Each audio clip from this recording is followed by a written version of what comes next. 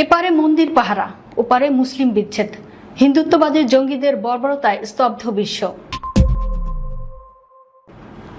৫ আগস্টের ছাত্র জনতার গণঅভ্যুত্থানের পর বাংলাদেশ যখন পুরো বিশ্বকে সাম্প্রদায়িক সম্প্রীতির এক নজিরবিহীন শিক্ষা দিচ্ছে, ঠিক তখনই কাঁটাতারের ওপারে উন্মোচিত হলো এক পৈশাচিক ও মধ্যযুগীয় বর্বরতার চিত্র। এপার বাংলা যখন রাতের অন্ধকারে মুসলমানরা হিন্দুদের মন্দির পাহারা দিয়ে নির্ঘুম রাত কাটিয়েছে, তখন ওপার বাংলায় ক্ষমতার দম্ভে বুলডোজার দিয়ে মুসলমানদের ঘরবাড়ি, ব্যবসা প্রতিষ্ঠান আর ইতিহাস ঘুরিয়ে দিচ্ছে হিন্দুত্ববাদী জঙ্গিরা।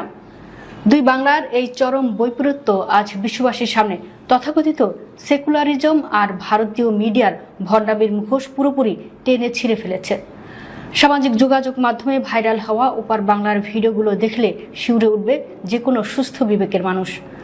প্রকাশ্য দিবালোকে গেরুয়াধারী হিন্দুত্ববাদী জঙ্গিরা মুসলিম নারীদের নেকাব টেনে ছিঁড়ে ফেলছে। রাস্তার উপর দিয়ে বাইক চালিয়ে যাওয়া বয়স্ক মুসলিম বৃদ্ধদের দিকে তেড়ে গিয়ে ছোট ছোট শিশুরাও জয় শ্রীরাম স্লোগান দিয়ে আক্রমণ করছে।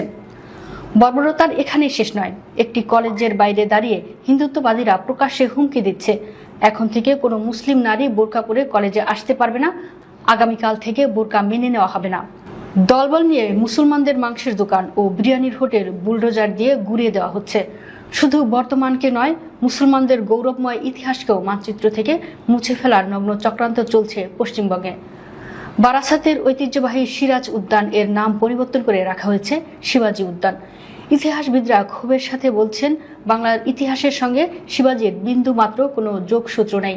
স্রেফ চরম মুসলিম বিদ্বেষ এবং ধর্মীয় মেরুকরণের নোংরা রাজনীতি থেকেই এই ইতিহাস বিকৃতি চলছে। অথচ বাংলাদেশের চিত্র দেখুন।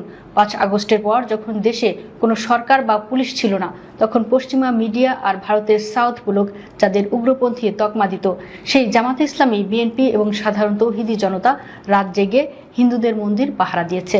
শাপলা চত্বর বা জুলাইয়ের আন্দোলনে যারা যাত্রাবাড়ির রাজপথে বুক পেতে গুলি খেয়েছে, সেই তথাকথিত নন সেকুলার তরুণরাই হিন্দু ভাইদের মন্দিরের সামনে জায়নামাজ বিছিয়ে তাহাজ্জুদ পড়েছে। তারিক সাদাত নামে এক নেটিজেন যথার্থই বলেছেন, ওপার বাংলার দক্ষিণপন্থীরা যখন ক্ষমতা পেয়ে বুলডোজার দিয়ে দোকানপাট ঘুরিয়ে দিচ্ছে, তখন এপার বাংলার চাষা ভুষা ডানপন্থীরা মন্দির পাহারা দিয়ে প্রমাণ করেছে তারা কখনোই ঘৃণার রাজনীতি করে না। বাংলাদেশে একটি ইট পড়লেও যে ভারতীয় মিডিয়া এবং আন্তর্জাতিক মানবাধিকার কর্মীরা মায়া কান্না শুরু করে, আজ পশ্চিমবঙ্গের এই প্রকাশ্য মুসলিম নিধন নিয়ে তারা রহস্যজনকভাবে অন্ধ ও বোবা। সবচেয়ে ভয়ঙ্কর ও উদ্বেগের বিষয় হলো, বাংলাদেশের ভেতরে থাকা কিছু উগ্রবাদী এই সুযোগে বিষ বাষ্প ছড়াচ্ছে। সম্প্রতি ইসকন সন্ত্রাসী চিন্ময় দাসের সহকারী প্রবীর চন্দ্র